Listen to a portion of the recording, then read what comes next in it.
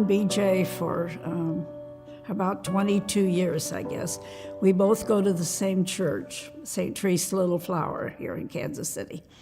I've always been impressed with her.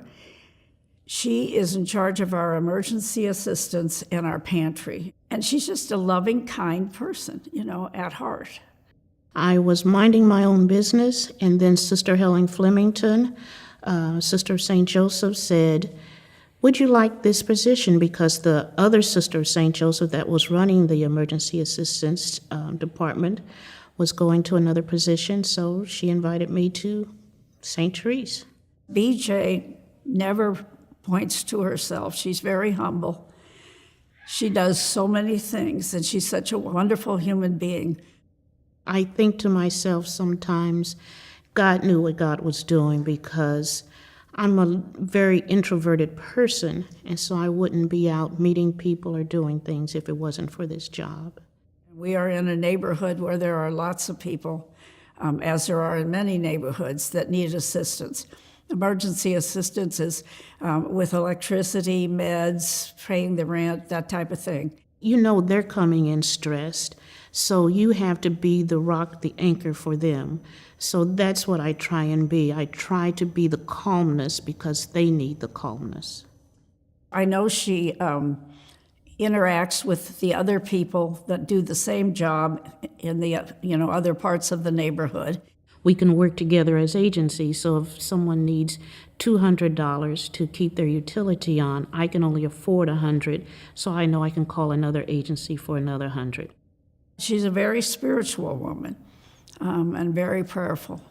I pray for the person who I know is going to be on the streets in a couple of weeks because they don't have rent. So I have to pray to know that God is going to take care of them.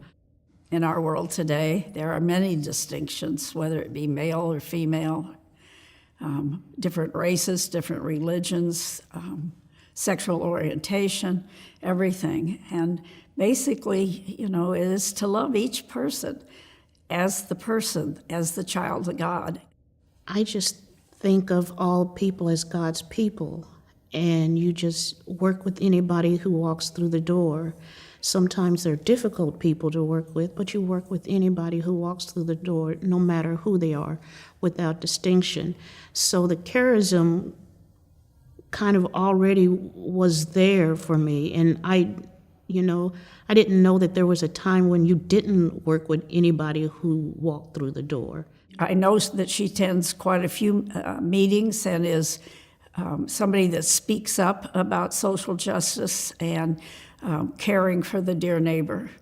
It's important, we're helping put Band-Aids on situations, but to promote justice, that means we've got to stop the systemic harm that's going on. So I want to be able to have the strength, the confidence to walk up to who's ever in power, who's ever doing whatever they're doing, to say, we need help to help the people. We need a livable wage. We need good jobs. We need affordable homes. And to have that courage myself to be able to convince the people that, okay, let's work together. We don't have to just hand out, but let's work together to make this happen. To be honest with you, both she and Nan Bone are extraordinary women, and they are people who live by our charism, loving God and the dear neighbor without distinction. People just need a hand up to get through the difficult times so they can make it on their own. So, if you can just hand up somebody or just hold a hand for somebody, it's really all they need. I was worried that she'd be upset with me, and she has been, but she deserves it,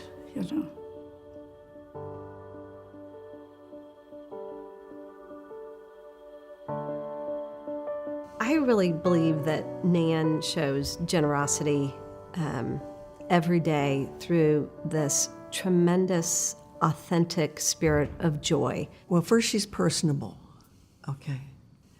And for some reason, I don't know, she has all these constituencies here. She's got the board, and the students and the faculty and the parents and the alumni.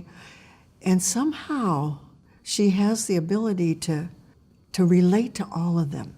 She's a doer. She really makes things happen. She moves things forward and is not afraid to ask for what will be the best thing for our campus and for our students. I'm the luckiest person in the world. I feel this job, I don't know, I think God had a plan in that, because I went to school here, and if you would ask any of my high school friends, who do you think will be the next president of St. Teresa's Academy in the future, I would have been at the bottom of the list. Nan, as the president of the school, her day-to-day responsibilities are vast. Not only can she handle all of the myriad responsibilities that she faces, but she also understands that what's the most important is to make sure that all of these young women feel cared for.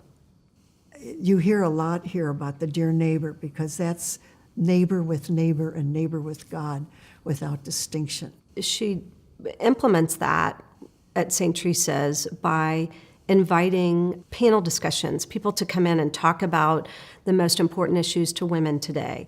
It's love of neighbor, which we all know here, and love of self, which for teenage girls is sometimes hard, so we do a lot around wellness. And then, of course, love of God.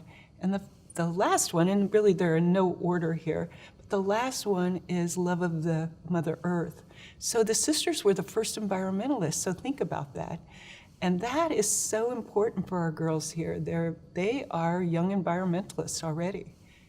As president, finances were her biggie. I don't know how she did it, but she just quietly went around, and you can tell she didn't have any trouble raising funds if you look at this campus. She created a place where this entire community could come together in prayer. Before that, we did not have a dedicated chapel. In addition, the architectural element of the lace. And did she explain the lace making and the back? The service that the sisters have always given to the people in need. And one of the things that they did was help the women of the streets have an occupation. So they taught bobbin lace making, which is a beautiful form of lace making. It's many bobbins, maybe 25 to 30, that they cross over and back again many, many times to create these beautiful patterns of lace. Lace is also a feminine. It talks about how all of us have holes in us, and that we need our friends to help us fill those times, and also God as part of that too. So it's beautiful symbolism for us. I think one of the most profound things she did to promote the charisms of the Sisters of St. Joseph within this community very specifically is she instituted the passing of the legacy ceremony. So we introduced the new freshman class on the very first day of school, and it's a beautiful, beautiful ceremony, and mostly the seniors tell the stories. We tell them about the Sisters of St. Joseph, and we share with them that they are here for a purpose. You could be at any school. There's a reason that you're here. Nan understands that she has a unique responsibility as president of an all-girls school, and to the importance of forming female leaders. She recognized that that women are underrepresented in the science, technology, engineering, and math fields, and she has made St. Teresa's, it will be a STEAM certified school, and it's a very big deal for an all-female school to have that. So she's got these programs which are encouraging women to be in the mathematic field or in the engineering, and the school's providing it so that they can do it. This world is kind of crazy right now, and these are the smartest, brightest, and most caring girls that you will ever meet. They take on every initiative, and they're fighting for every cause, and you're sometimes just stepping back and saying, oh, I'm just fortunate to witness it, because they are amazing. Watch out, world, here they come. When Nan retires in July, she will be deeply missed for so many different reasons, but she has proven herself to be the most effective kind of leader, and that she is leaving this institution in the most healthy place that it can be. This is embarrassing, but I'm so honored, for sure. I'm so, so honored. I feel like I have a beautiful staff here. They're such hard workers, and they do so much for this mission. And then you look at the sisters, and you look at BJ and all that she's doing at St. Teresa. I mean, I feel like those are the people that should continually be honored. Nan, thanks for being the person you are. And thanks for loving the school that was started by our sisters and bringing it to a point of excellence that it has.